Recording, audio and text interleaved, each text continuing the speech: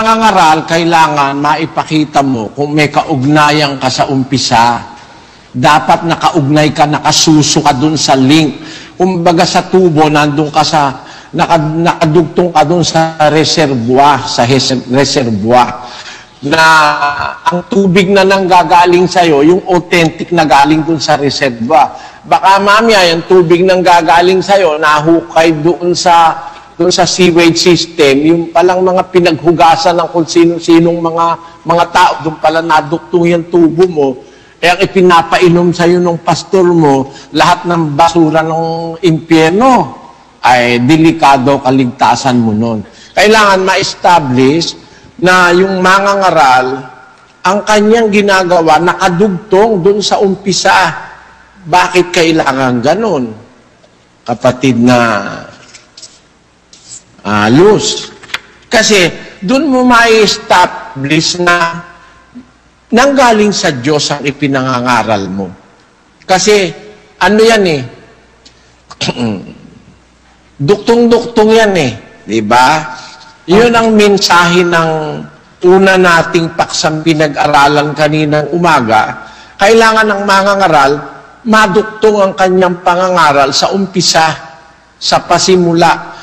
Tingnan mo si Esteban nung mangaral. Inumpisahan niya kay Abraham. Bakit? Ang kausap niya mga Hudyo.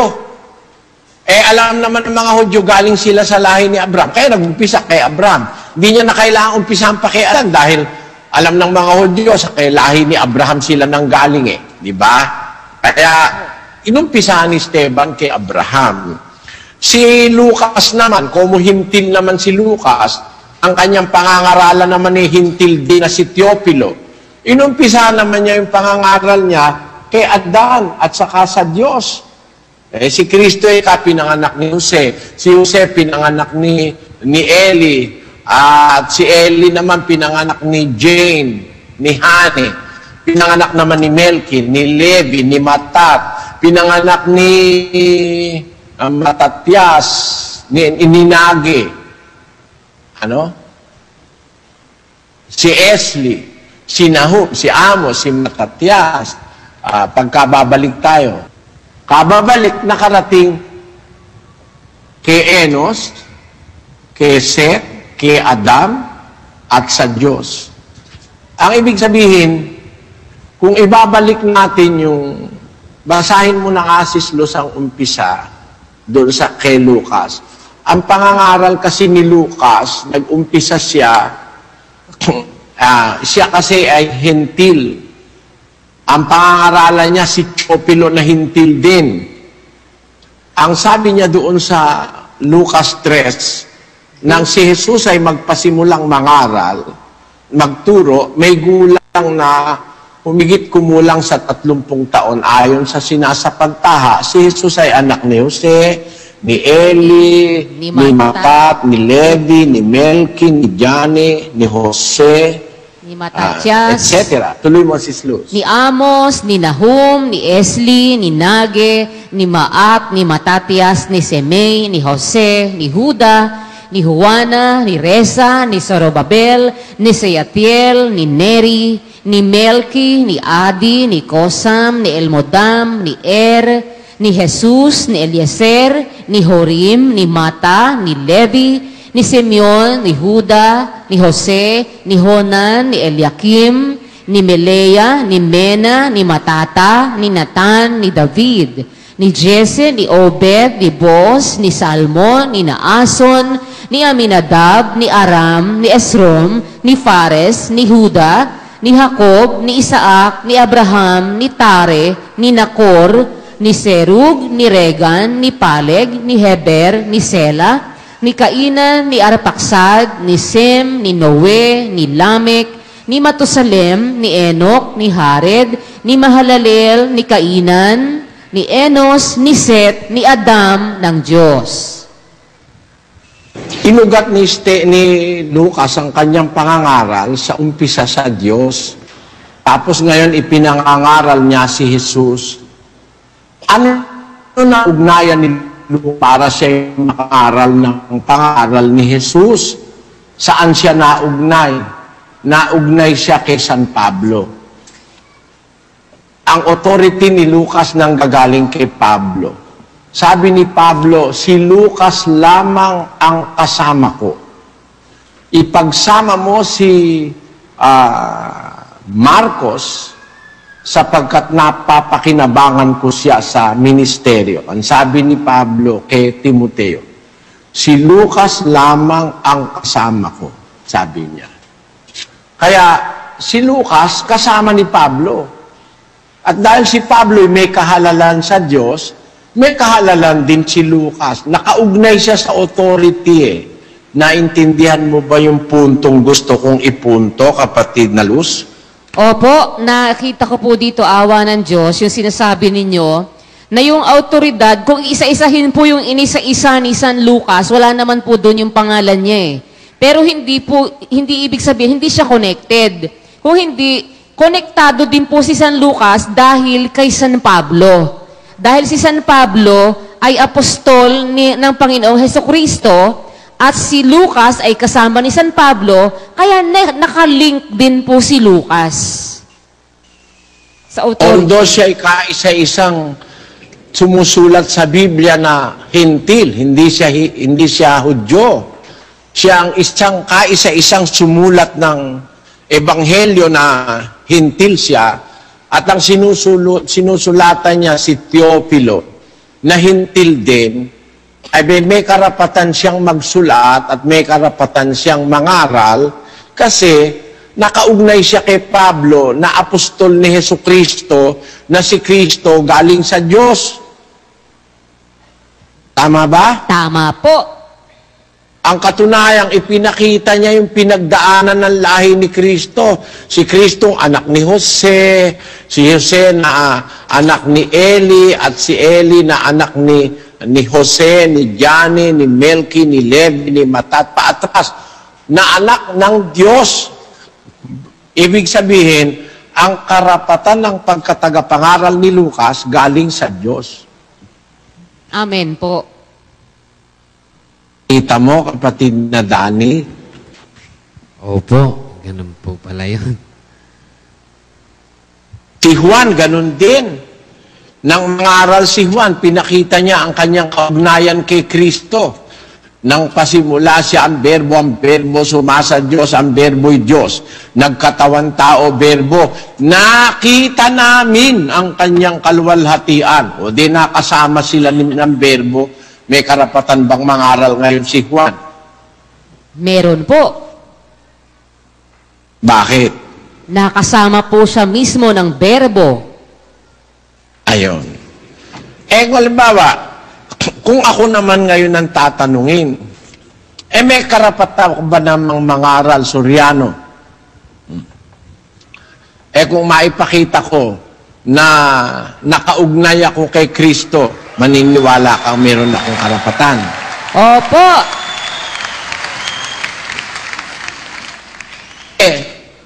Mahirap naman kasing isa-isahin ko pa sa yung salin ng lahi ko Dahil pagka inisa-isa ko yung salin ng lahi, galing ako sa lahing Ilocano at Kastila sa aking father side. Sa mother side ko naman galing sa lahing Tagalog at Kastila. Baka kabarabara mo yung mag-umpisa tayo, nandun pala sa Portugal yung lahi ko, o sa kaya sa Espanya. Dahil sa both mother and father side, doon kami nang galing sa may pagkakastila. Yun namang isang lola ko, galing naman sa Shanghai. Ibig sabihin, mayroon pala rin akong halong Chinese na lahi. Pero tiyak na tiyak, mayroon akong lahing Pilipino dahil lola ko Ilocano Yung lola ko si Lola Mamang. Ibig sabihin, kung uugatin ko yung lahi ko, pinapakarami kong pagdadaanan, hindi ko na nga kilala lahat yung kamag-anak ko kung saan akong lahi nang galing Pero, para hindi ako mahirapan, uugnay na lang ako kay Kristo. Di ba ganon? Pagka nakaugnay ako kay Kristo, kaugnay na ako ni Abraham. Di ba ganon, Sis Luz? Tama po. Basahin natin yung Galatia 3 at versikulo 27. Sapagkat ang lahat na sa inyo ay binautismuhan kay Kristo, ay ibinihi si Kristo. Walang magiging Hudyo o Griego man, walang magiging alipin o malaya man, walang magiging lalaki o babae man, sapagkat kayong lahat ay iisa kay Kristo Jesus. At kung kayo'y kay Kristo, kayo nga'y binhi ni Abraham at mga tagapagmana ayon sa pangako. Kita mo, pagka kay Kristo ka pala, binhi ka rin ni Abraham, tagapagmana kang ayon sa pangako. O di ba kapatid na Luz, ano? Opo. Napatunayan mo kapatid na Dani, tayo'y kay Kristo. Abay, kaduktong na tayo kay Abraham, kahit saan ka panlahi dumaan, kay nahaluan pa ng Chinese at Hapon. Basta't ikaw ay kay Kristo, binhi ka ni Abraham, tagapagmana ka ayon sa pangako. Tama ba yun? Amen po. Opo, tama-tama po. Ngayon, paano ko papatunayang tayo'y may karapatan? Meron kasing sinabi si Kristo, nagbigay ng karapatan sa atin eh. Ang sabi niya dun sa mga lahi ni Abraham, basahin mo nga yung 21:43 ng Mateo. Kaya nga sinasabi ko sa inyo, aalisin sa inyo ang kaharian ng Diyos at ibibigay sa isang bansang nagkakabunga. Aalisin ba sa Israel ang kaharian ng Diyos, kapatid na Dani? Opo, sabi po ng Panginoon yun eh. Totoo ba yun? Totoo po, dahil una po sinabi ng Panginoon. Ikalawa po ay... Aalisin sa kanila ang kaharian. Opo. Diba? Opo. So, hindi na tayo ngayon makakasuso sa Israel. Pag sumuso tayo ron, wala na tayong karapatan. Inalis na kaharian dun eh. Di ba ganon? Opo.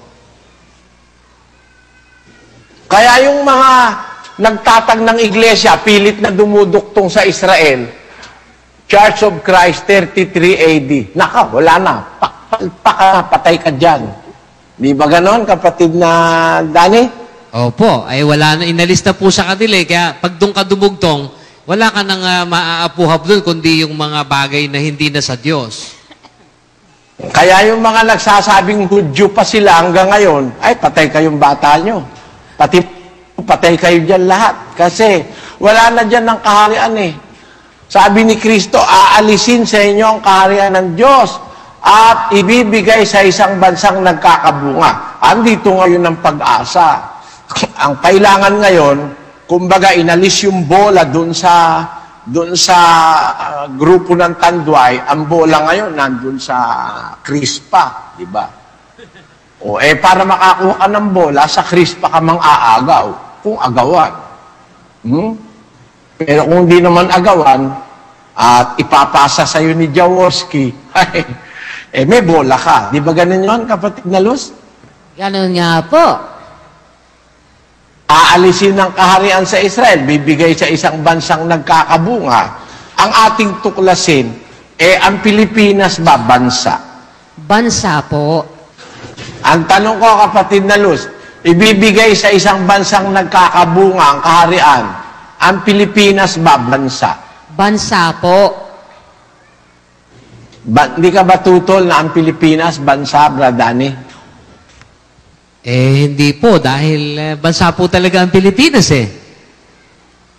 Meron bang possibility mabigay sa Pilipinas ang kaharian ng Diyos? Opo naman, dahil bansa po ang sabi ibibigay sa isang bansa. Halimbawa, aling bansa ba ang pagbibigyan? Yung pong... Alin bang bansa ang pagbibigyan? Basahin nga natin yung 15 ng Gawa sa Kapitulo 16. Pagkatapos ng mga bagay na ito, ako'y babalik at muli kong itatayo ang tabernakulo ni David na nabagsak at muli kong itatayo ang nangasira sa kanya at ito'y aking itatayo upang hanapin ng nalabi sa mga tao ang Panginoon at ng lahat ng mga hentil na tinatawag sa aking pangalan. Yung bansa ang pagbibigyan ng kaharian ng Diyos, hindi ba mga hintil, kapatid na Luz? Tama po. Ayon.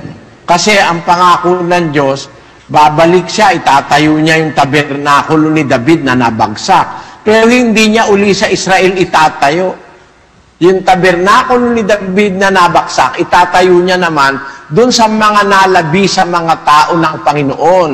At yun ay ang mga hintil na tinatawag sa aking pangalan. Tama ba yun o hindi? Tama po. So maghahanap ka ngayon ng kaharian ng Diyos sa mga hintil. Tama? Tama po.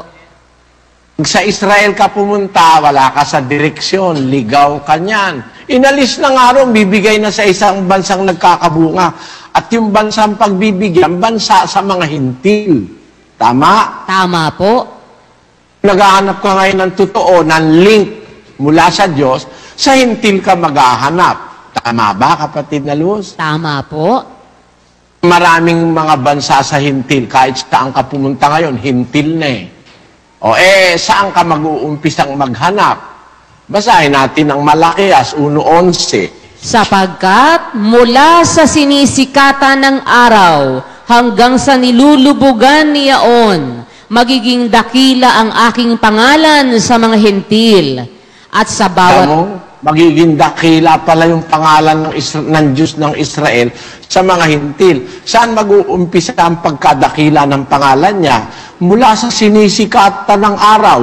Pwede mag-uumpisa yung gawain ng pagpapadakila sa pangalan ng Diyos, yung gawain ng kaligtasan, mag-uumpisa sa sinisikatan ng araw. Tama, kapatid na Luz? Tama po.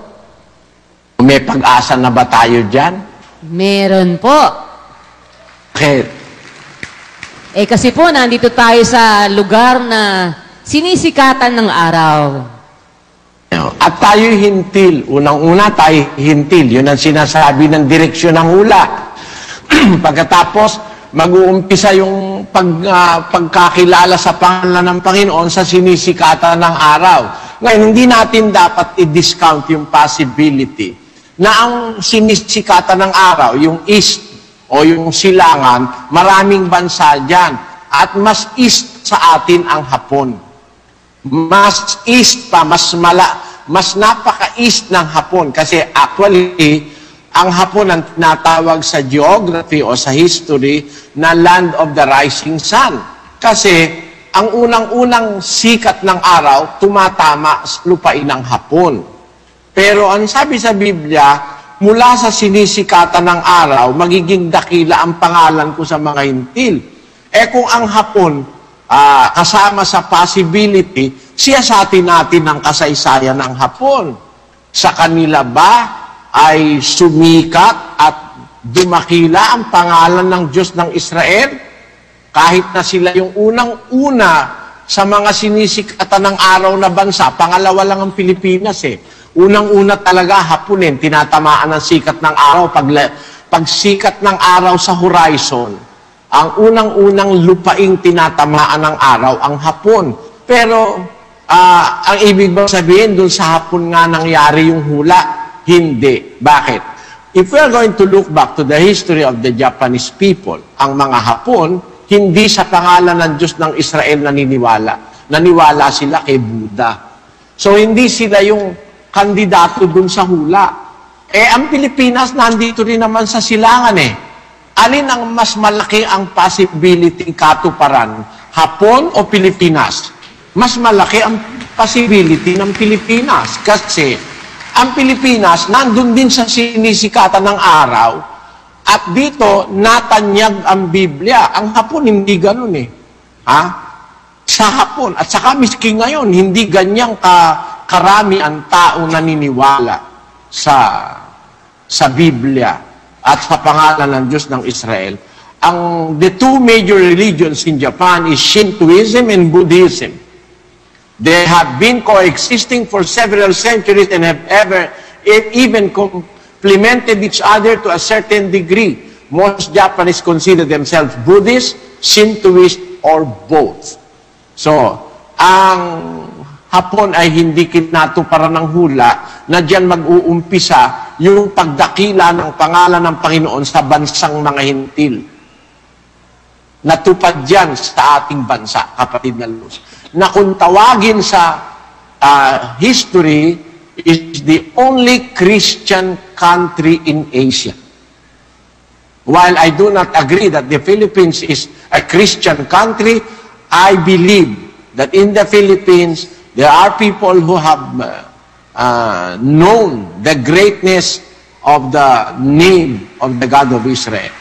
Kaya sa isang hula na kapareho ng hula ni Malakias, ang sabi naman sa hula ni Propeta Isaias ay ganito. Basahin natin ang 24:15 ng Isaias.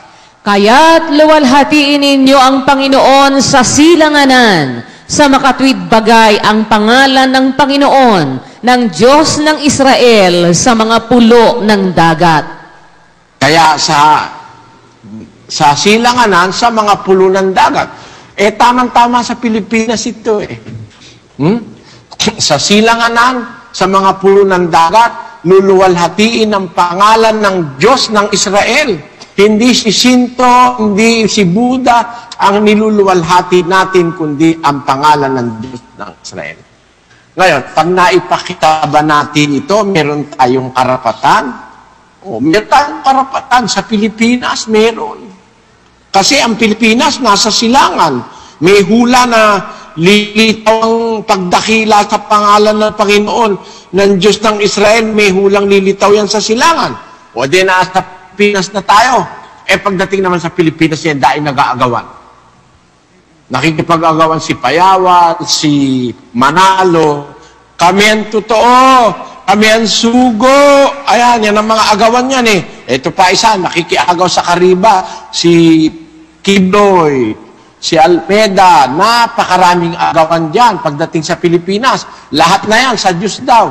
O ngayon, paano mo ngayon malalaman kung sino sa Pilipinas naman ang existing na sa Diyos, na umiiral na sa Diyos, grupo, mangangaral, alin sa Pilipinas ang totoo?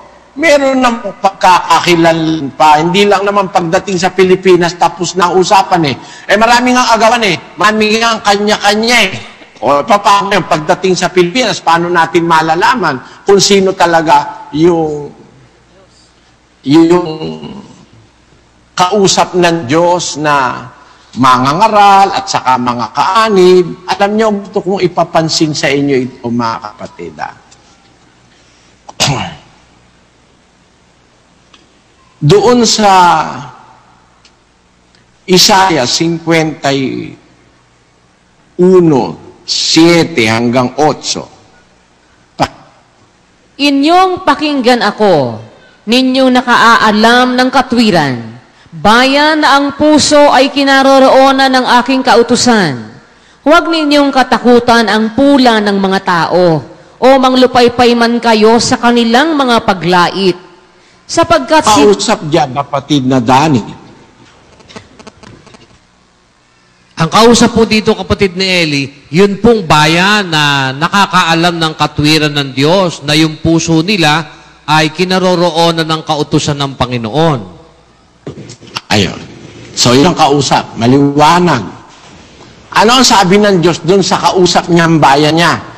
Tuloy mo sa 8, kapatid na Dani. Sapagkat sila'y lalamunin ng tanga na parang bihisan, at kakanin sila ng uod na parang bihisan na balahibo ng tupa. Ngunit ang aking katwiran... Yung bayan ng Diyos na kinaroroonan ng kanilang puso ng kautusan ng Diyos ay pupulaan yun, lalaitin yun. Pero ang sabi ng Diyos, huwag kayo manlupaypay, lalaitin, pupulaan kayo, huwag kayo manlupaypay. Lalamunin ng mga tangay ang mga nang lalait sa inyo na yan. Parang bihisa na uuurin niyang mga yan. Ngunit, anong sabi niya? Ngunit ang aking katwiran ay magiging magpakailanman, at ang aking pagliligtas ay sa lahat ng salit-saling lahi. Kasama ba tayo dyan? Lahi po tayo, kapatid ni Eli. Sa lahat ng salit-salin lahi, hindi pa naman yata natatapos ang salin ng lahi, kasama tayo doon sa pagliligtas na ipinangangako ng Diyos. Tama ba yun, kapatid na Amen po. Luz? Tama po. Ayun. kung tayo nga ay kasama sa salin ng lahi, kasama tayo doon sa pagliligtas ng Diyos. Tama? Tama po. So, ang possibility sa lahi natin, may bayan ng Diyos. Opo. Tama ba yung kapatid na Dani? Sa lahi natin, may bayan ng Diyos. Opo. Ngayon, to make it more specific, para mas espesipikado pa, mas definido pa, yung bayan ng Diyos na tinutukoy niyang kausap niya, ang puso kinaroroonan ng kanyang kautusan. Ano? Ang tanungin natin sa ating sarili, mga kapatid, meron ba tayong kautusan ng Diyos sa ating puso? Meron po. Yung bang kautusang nasa inyo, nasa ibang iglesia ba? Wala po. Wala po. Bakit natin nasasabing wala? Merong aral sa Biblia, di nila sinusunod di ba? Opo. Ayun lang grupo ngayon ng mga rebelding si Santiago nagpagupitan na raw ng buhok At saka nagkatiwalaga na pala roon. Ang aga, no? Yung aral ng Diyos, wala sa kanila Kagaya nun, gumawa raw ng teksto, sabi raw sa teksto, walang sino mang mangangaral sa panahong ito may karapatang magbigay ng tao kay Satanas. Sabi. Kasi, para matutulan niya yung binigay na natin siya kay Satanas dahil sa kanyang kawalangyaan, para makatutol siya, wala raw sino mang mangangaral ngayong may karapatang magbigay ng tao kay Satanas. Kung hindi ka ba naman tanga, ba't mawawalan? Ano ba ang kahulugan ng pagbibigay kay Satanas? Basahin mo nga yung 5:1 ng unang Korinto, Sis Luz. Sa kasalukuyay nababalita na sa inyo'y may pakikiapid, at ang ganyang pakikiapid ay wala kahit sa mga hentil, na isa sa inyo'y nag-aari ng asawa ng kanyang ama. At kayo'y mga mapagpalalo, at hindi kayo bagkus ng alumbay, upang maalis sa gitna ninyo ang gumagawa ng gawang ito. Pero po sa Korinto, meron palang lalaki ron, yung asawa ng tatay niya, yung madrasta niya, kung nakikisyo siya, napakagago rin naman nun. No? At gago rin itong madrasta niya, pinapatulan siya, pinapatulan pati tatay niya. Dapat dito sa tatlong ito'y sunugin ayon sa batas ni Moises, di ba? Biro mo yung asawa ng tatay niya, pinapakialaman niya. Ang sabi ngayon ni Pablo sa mga taga-Korinto, mga kapatid, kung di pa kayo inaantok, tingnan niyo yung screen, sabi sa screen, 5:2. At kayo'y mapagpalalo, hindi kayo bagkus ng alumbay, upang maalis sa gitna ninyo ang gumagawa ng gawang ito. Dapat alisin nyo sa gitna nyo yung mga gumagawa ng ganyang gawa. Dapat inalis nyo yan, nagpapalalo kayo niyan. Bakit kayo ganyan? Ibig sabihin ni Pablo, dapat alisin nyo yan. Ngayon, sa 3. Sapagkat sa katotohanan, ako bagaman wala sa harapan ninyo sa katawan, ngunit ako'y nasa harapan ninyo sa Espiritu. Akin lang hinahatulan ng gumawa ng bagay na ito na tulad sa ako'y naharap.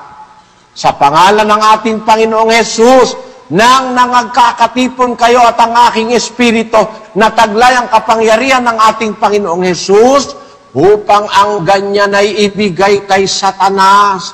Yung palang pagbibigay kay Satanas, yun pala yung pag-aalis sa iglesia, yung pagtitiwalag. Dapat yan ibigay kay Satanas. Alisin nyo yan sa inyo, sa gitna ninyo. Ibigay yan kay Satanas. Anong ibig niya sabihin? Sa 11, basahin natin. Dadapot, sinusulatan po kayo. Huwag kayong makisama sa mga tinatawag na kapatid. Kung mapakiapid. Yan, kagaya niya, nakikiapid sa asawa ng tatay niya. Ano sa akin ang humatol sa labas? Di ba kayo nagsisihatol sa loob? Dadapot sa nasa labas ay Diyos ang humahatol. Alisin ninyo sa inyo ang masamang tao. Kaya pinaalis. Ano kahulugan ng pagbibigay kay Satanas? Pagtitiwalag.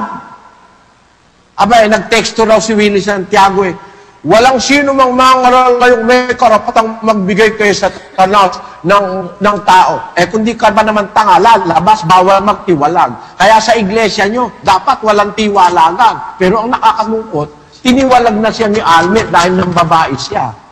So, yun ang nangyari sa kanila. Di ba? Ang kahulugan ng pagbibigay kay Satanas, pagtitiwalag. At yung pagbibigay kay Satanas, karapatang ibinibigay ng Diyos kahit sa miyembro sa Korinto. Alisin nyo yung masamang tao sa inyo. Bigay nyo yan kay Satanas. Alisin nyo sa inyo masamang tao. Nagpapalalo kayo. Ba't ayaw nyo alisin sa gitna ninyo? Diyan mga ganyan, huwag kayong makikisalo. Alisin nyo yan sa inyo. Bigay nyo yan kay Satanas. Eh kung yung taga-Korinto, karapatang mag-alis ng masamang tao. Yung pang nangangasiwang leader ang hindi marunong pwedeng mag-alis ng masamang tao sa iglesia. Ganun ba yun, kapatid na Lord? Tamang-tama po yun. May karapatan po si San Pablo. Lalo na natanggalin yung masasama. Kung yung lokal, yung mga miyembro may karapatan, yung pakayang leader ang wala. Kaya... Ngayon, tanong, may karapatan ba tayo ngayon sa iglesia? Alisin natin sa atin ng masasamang tao? Meron po. Oo, pwede tayong magbigay kay Satanas. Anong sasabihin wala nang may karapatang magbigay kay Satanas? Gago. Yan ang ibig kong sabihin, mga kapatid. Dapat, maipakita natin na meron tayong kaugnayan sa umpisa. May kaugnayan tayo kay Kristo. May kaugnayan tayo sa Diyos. Paano mo ngayon papatunayang may kaugnayan sa Diyos? Eh, kailangan pumunta ka sa hintil. Sa hintil, pupunta ka sa silangan ka mag-uumpisa. Doon ka maghahanap. Hindi mo nakita sa Japon o sa Hapon, punta ka sa Pilipinas. Pag nakita mo naman sa Pilipinas, marami namang nag-aangkin. Aba, kailangan ng further clarification.